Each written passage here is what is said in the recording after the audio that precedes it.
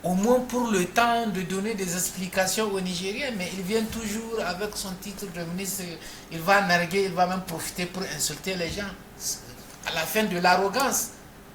Mais le temps va nous permettre de découvrir, parce que c'est le temps, effectivement, qui a permis aujourd'hui, après 7 ans, de savoir que, au fond même, le patron Issou est impliqué dans l'affaire. C'est-à-dire, même si le Nigérien qui a intérêt aujourd'hui, même si nous ne réagissons pas, nous ne faisons rien, l'affaire peut venir de d'autres pays. Et effectivement, c'est ce qui est en train de se passer. Il y a beaucoup de pays qui ont intérêt. Non seulement la France a intérêt, mais aussi la communauté internationale a intérêt, parce qu'il s'agit d'un produit stratégique qui va à l'usage ou bien au maniement des terroristes. Donc, au regard d'autres pays et d'autres personnes et institutions qui ont intérêt dans cette affaire, mais s'ils ne veulent pas que nous découvrons la vérité par nos institutions, d'autres pays, d'autres institutions vont nous faire découvrir cette vérité. Parce qu'aujourd'hui, quoi qu'on dise, la France également, les citoyens français, ils sont derrière cette affaire, parce que d'une part, il y a le nom de la France. Il y a une société française qui est impliquée dans l'affaire. Même si elle a changé de nom depuis. Même si elle a changé de nom. C'est devenu Orano, elle a changé de nom et de dirigeant. Orano, oui. Même si elle a changé de nom, ça reste toujours et demeure un patrimoine français, une société française. Donc, ils ont beau courir, le jour viendra où le soleil va se lever en plein jour. Donc, il ne sert à rien même de perdre du temps pour des Nigériens qu'ils viennent donner des explications. Sinon, au fond, on a compris que c'est une affaire louche. C'est une affaire louche qu'on a mis sur le dos du Niger. Et du coup, notre État est considéré même comme un État terroriste, parce que c'est notre chef d'État qui participe à cette opération. Et il ne faut pas l'oublier. C'est pourquoi j'insiste beaucoup sur ça. Mais cette opération-là, quand elle a été faite, quelle est la finalité? La finalité, c'est quoi? De vendre en perte et de racheter très cher. Pourquoi? Même si c'est la France qui les fait, même si c'est Orano, c'est Areva qui les fait, pourquoi? Pourquoi cette opération? Vendre à perte, puis racheter très cher, pour quel but? Et c'est ça que les Nigériens ne comprennent pas, et puis d'autres pays et d'autres personnes et puis autre question pour vous compléter, et même si Orano ou Areva avait besoin de faire ça, mais est-ce qu'elle avait besoin du Niger pour le faire? Oui, justement, elle n'a pas besoin. Parce qu'elle avait besoin de se promène forcément pour le faire. Oui, c'est parce que c'est une sale besoin.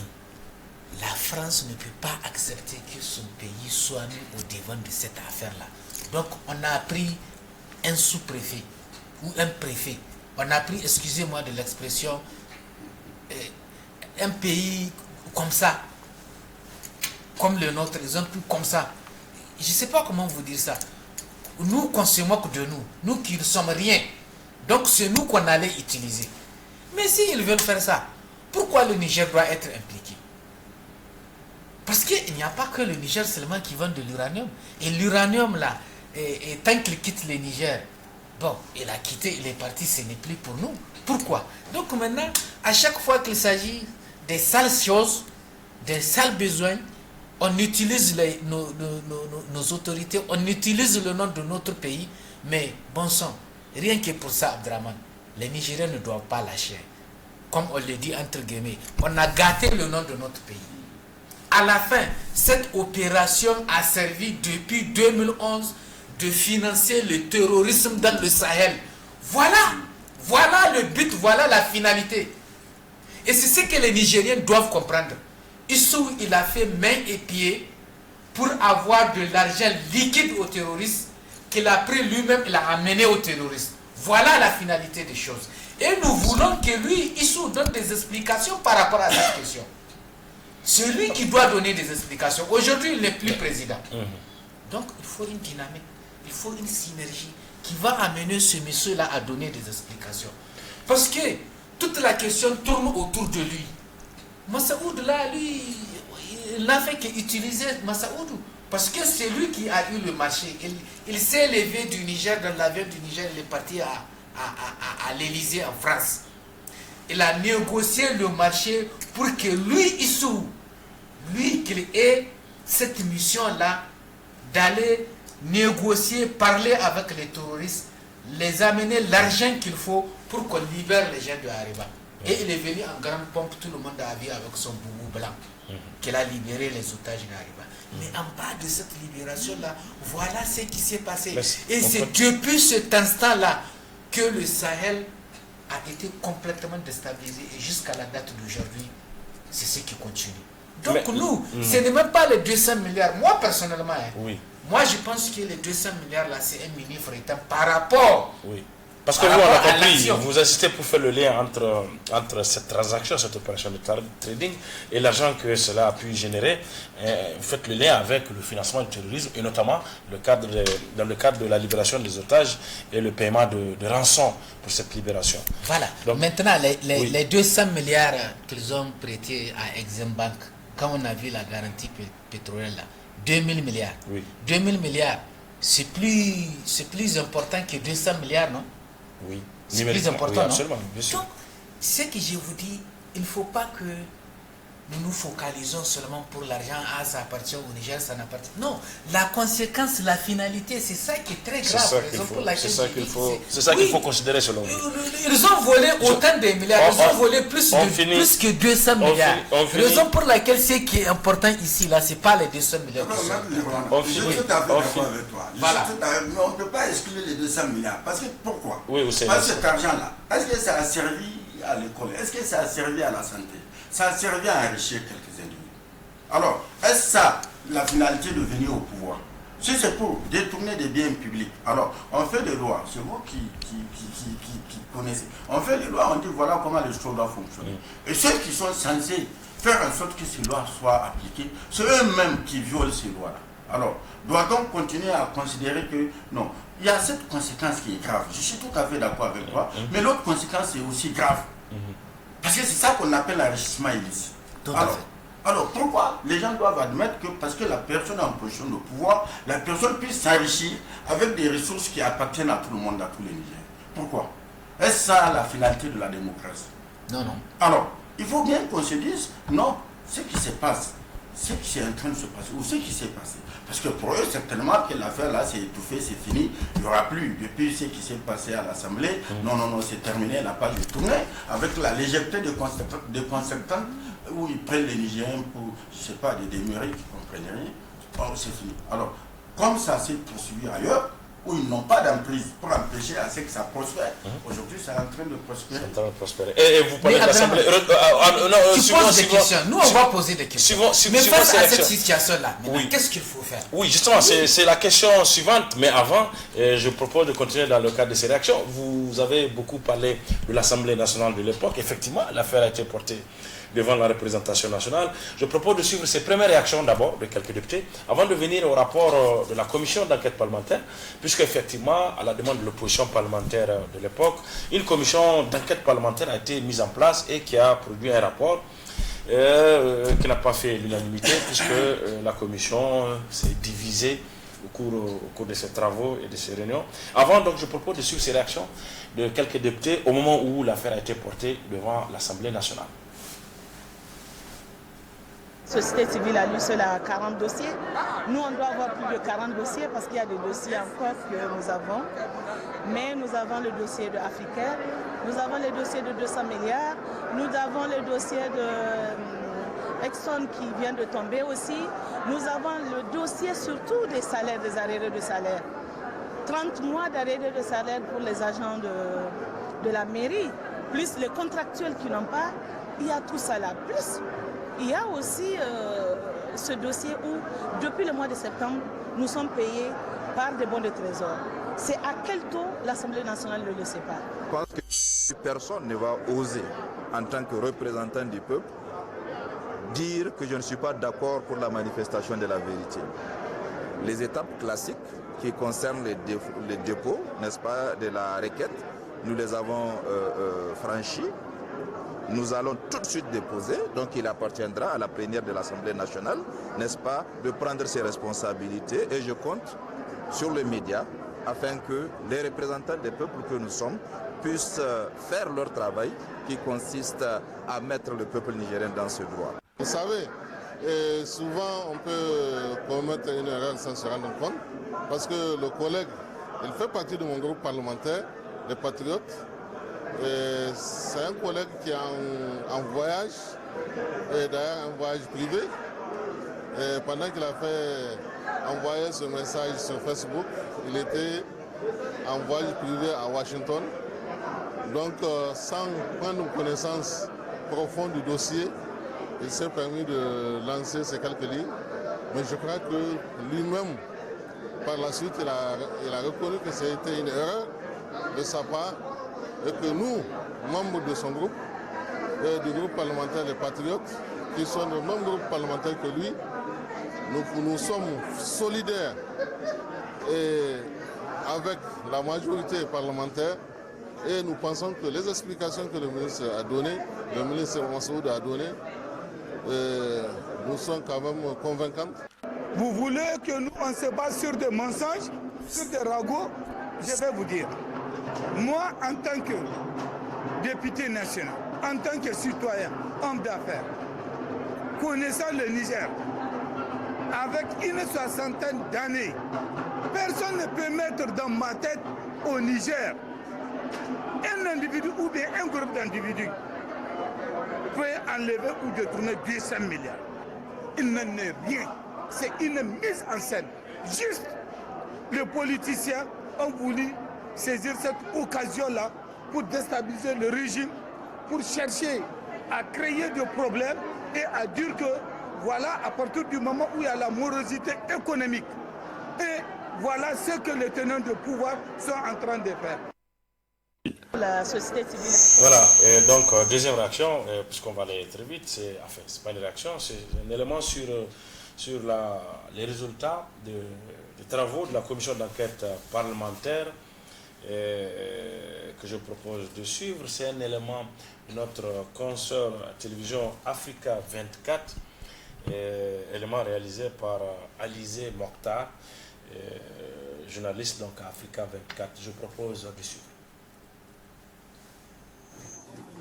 Au Niger, le rapport de la commission d'enquête parlementaire sur l'affaire dite Uranium Gate, discuté à huis clos mercredi 26 avril 2017 en séance de l'Assemblée nationale. L'objectif de ce rapport était de faire la lumière sur une supposée vente douteuse d'uranium dont le coût est estimé à 200 milliards de francs CFA entre Areva et le Niger en 2011. Les deux députés de l'opposition membres de la commission crient au scandale affirmant avoir été écartés de la rédaction du rapport. Nous pensons qu'aujourd'hui, il est nécessaire d'investiguer en profondeur pour situer les différentes responsabilités.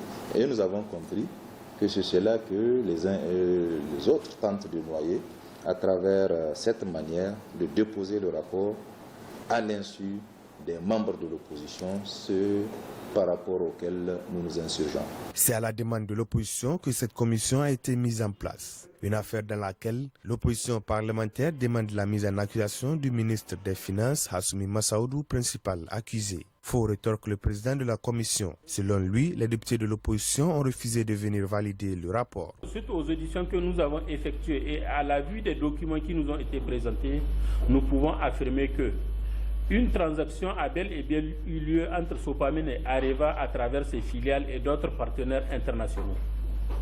L'uranium qui a fait l'objet de la transaction n'est pas l'uranium du Niger.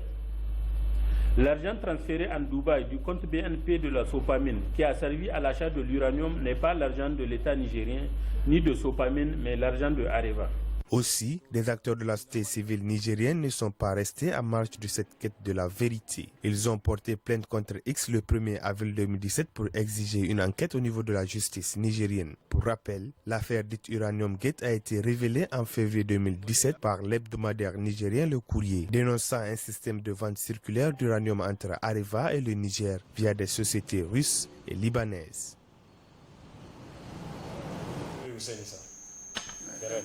Ça retrace un peu tout ce qu'on a dit.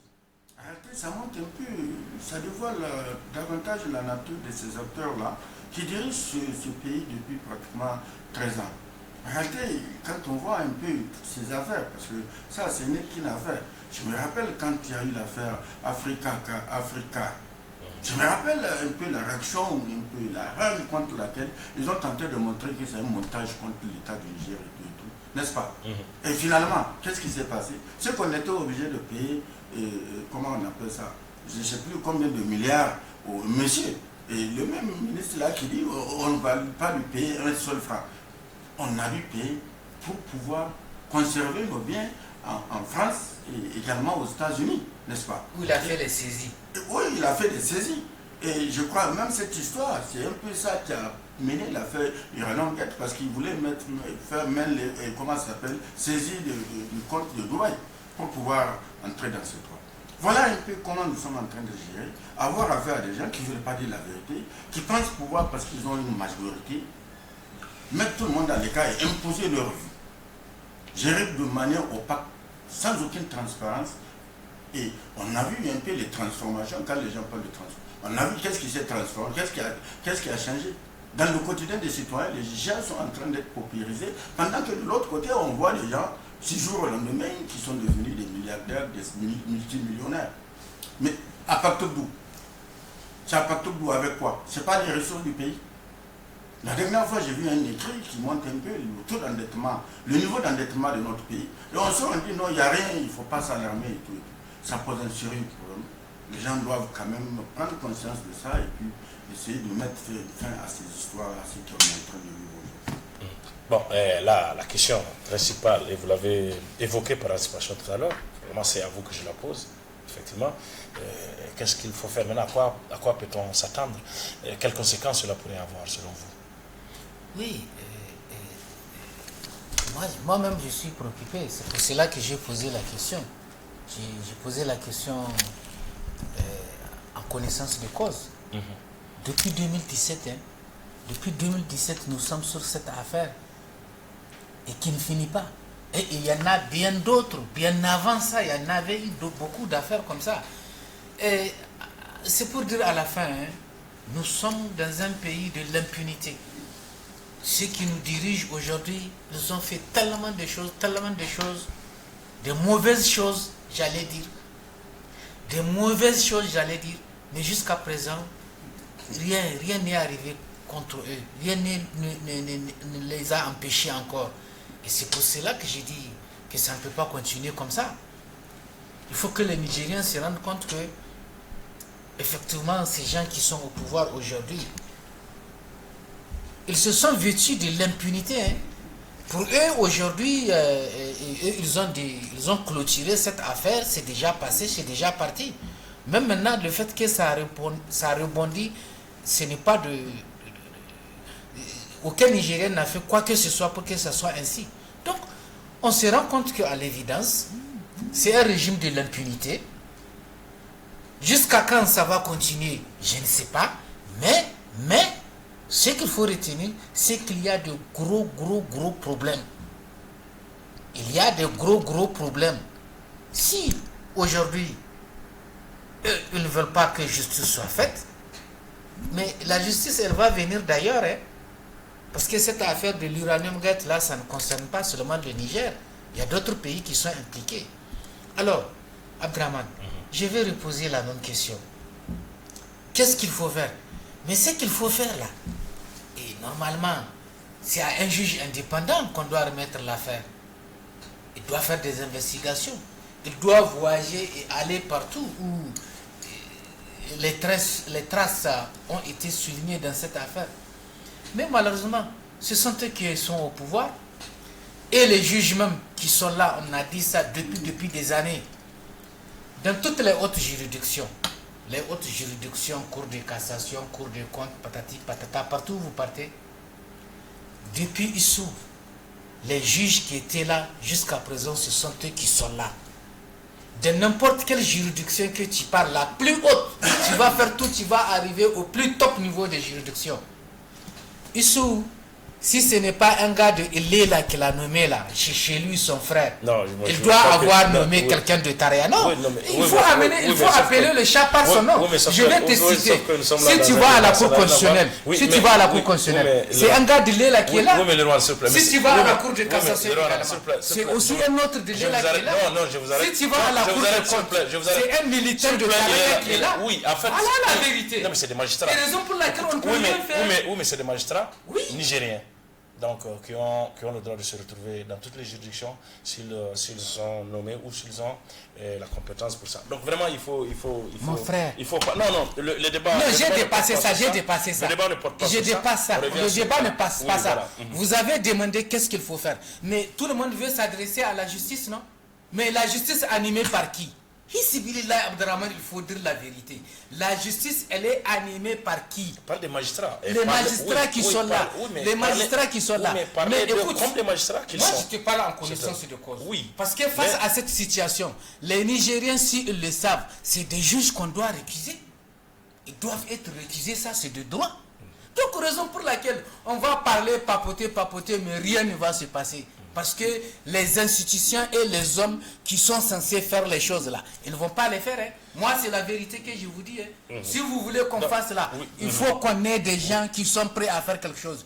Issou a amené ses parents magistrats, rien ne va se passer sur cette question-là. Il faut lâcher le dossier. Mais bon, là, si vous insistez...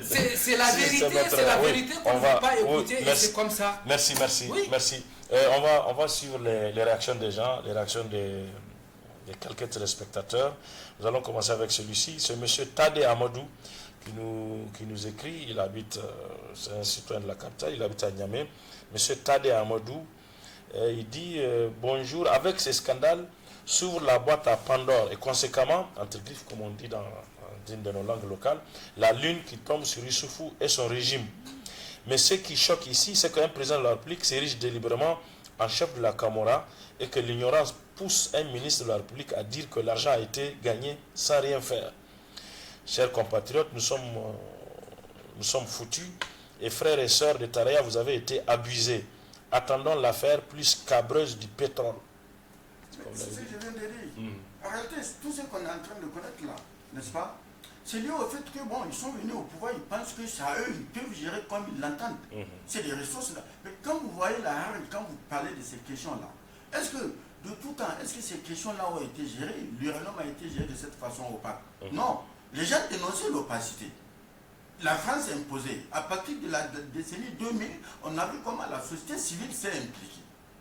Je me rappelle de tout ce qu'on a eu à faire à l'époque avec la création de certaines structures comme le ROTAB, le GREL, pour pouvoir accompagner le processus, n'est-ce pas? Pour qu'il y ait plus de transparence. Et ça a donné un peu de tonus. Et à ce moment, Tangier avait négocié tout ça. Ça, c'est des choses. Eux-mêmes, ils le savent.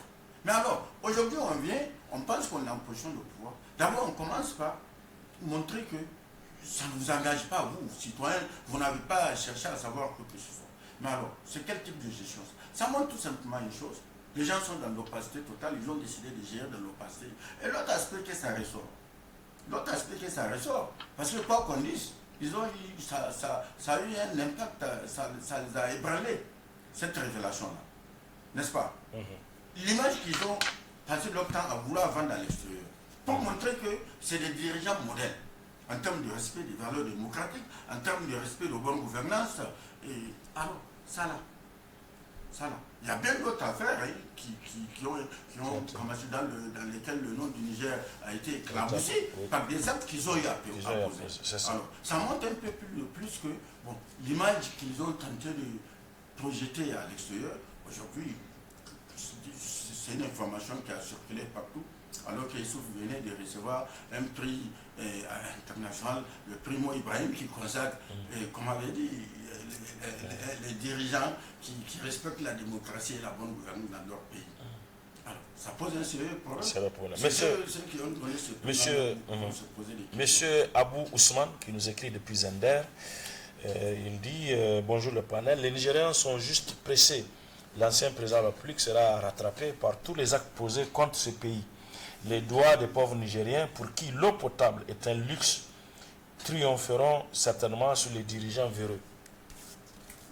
C'est ça le souhait. En tout cas, c'est notre souhait. Que les citoyens, au moins, quel que soit le niveau où ils se trouvent, qu'ils puissent accéder à un minimum. Parce qu'aujourd'hui, quand quelqu'un pense que tout est rose, alors tout n'est pas rose pour tout le monde, tout est rose pour quelques individus. Et ça, pour quelques individus. La grande majorité des gens, quand vous voyez, avec la cherté de la vie, qui les laisse indifférents, totalement indifférents. Abdraman, je suis désolé de le dire, mais quand même, si c'était quelqu'un de la société civile ou bien de l'opposition qui a fait une toute petite chose, si allez le voir, on va l'interpeller. Ce qui veut dire que ils sont au pouvoir, ils sont intouchables. C'est ce que ça veut dire, hein, clair et net. Ceux qui sont au pouvoir, ou bien tu es avec Taraya, tu es intouchable. Mais serait-il que un agent qu'on estime qu'il n'est pas de leur pouvoir, ou bien un gars de la société civile, on allait le prendre, le jeter en prison. C'est l'impunité consacrée, l'impunité absolue consacrée. Au moment où on a parlé, je prends par hasard une affaire dénoncée par un journal tel que le Courrier l'a fait, défendue dans la presse.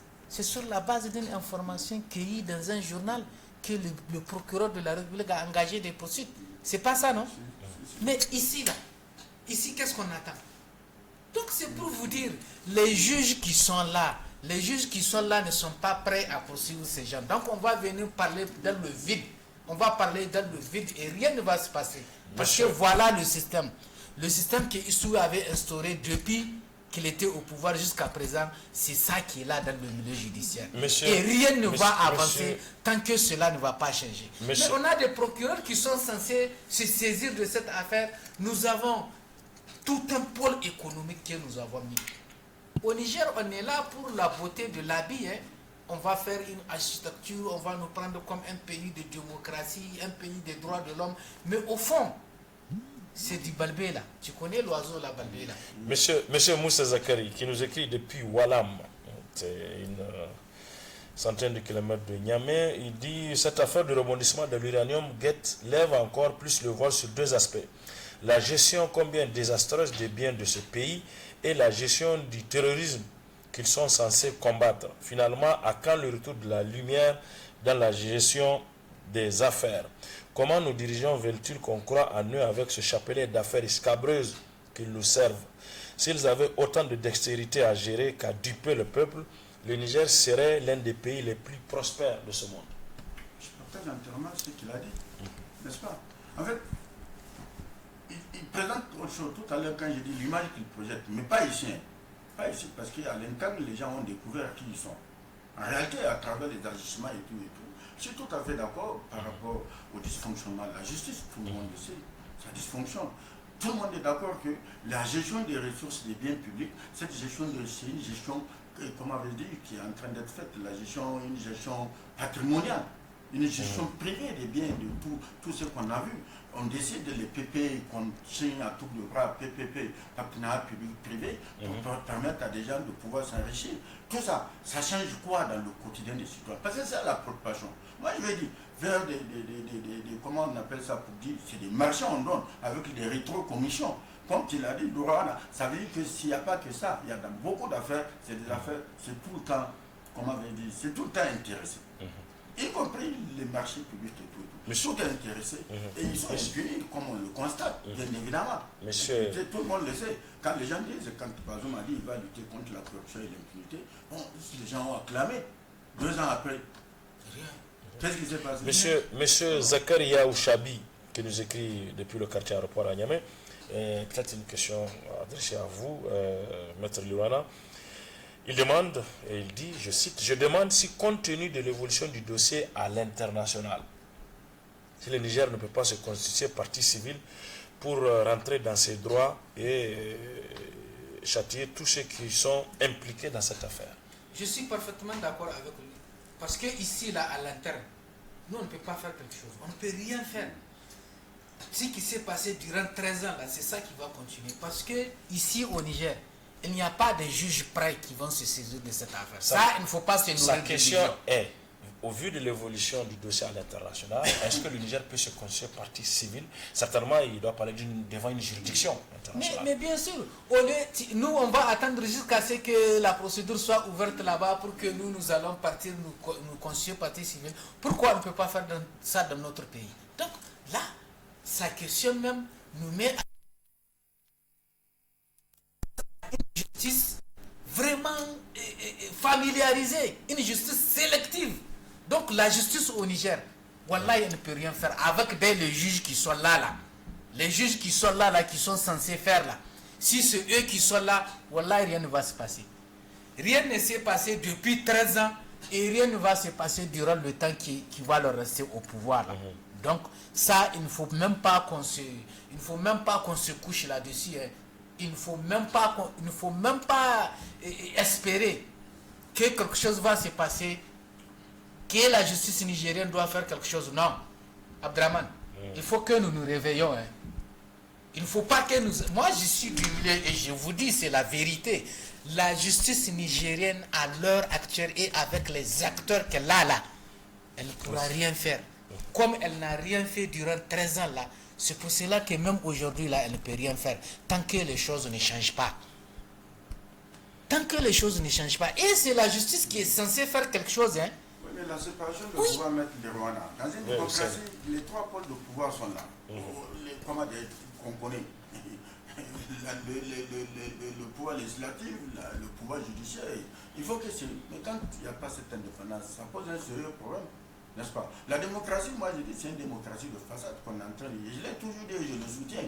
Je le soutiens tout simplement parce que je constate que le Parlement est inféodé à l'exécutif, comme la justice aussi est inféodée quelque part. Et c'est comme ça fonctionne. Et à partir de ce moment, c'est quoi devient? Le citoyen devient quoi dans ça? Il est dans une pourriture. Pourriture pourquoi? Parce que aujourd'hui, ils se sont entendus. Tous les pouvoirs là que tu viens de dire, ils se sont entendus. Avant, c'était le pouvoir judiciaire qui était mis à l'écart, un peu à l'écart. Mais aujourd'hui, il est pleinement impliqué. Pourquoi pleinement impliqué? Parce que ceux qui sont au pouvoir sont intéressés par la justice aujourd'hui. Je vais faire un pas en arrière pour vous dire. Autant au pouvoir. Mais aucun homme politique ne s'intéresse à la justice, à la nomination, qui doit être là, qui ne doit pas être là. Personne ne s'intéresse parce qu'à l'époque, les gens ils n'ont pas de dossier à la justice. Aujourd'hui, ceux qui sont au pouvoir sont mêlés dans des multiples affaires qui font qu'ils sont intéressés à savoir ou à faire qui doit rester à ce poste du judiciaire, qui doit rester à ce poste, qui ne doit pas rester là. Ils sont intéressés parce qu'ils ont des affaires. Ils ont des affaires qui les poursuivent. Si tu n'as aucune affaire, est-ce que tu auras à te préoccuper de celui qui va être magistrat à ce poste-là, des nominations-là? Nous, on ne sait même pas à l'époque. On ne sait pas parce que ceux qui sont les citoyens lambda dans tous les cas, lui, ouf, s'il fait ça illégalement, il est en prison. Là, le problème ne se pose pas. Là où le problème se pose, et qu'on dit qu'il n'y a pas justice au Niger, c'est vrai qu'il y a justice au Niger. Mais la justice, elle est à un seul sens seulement.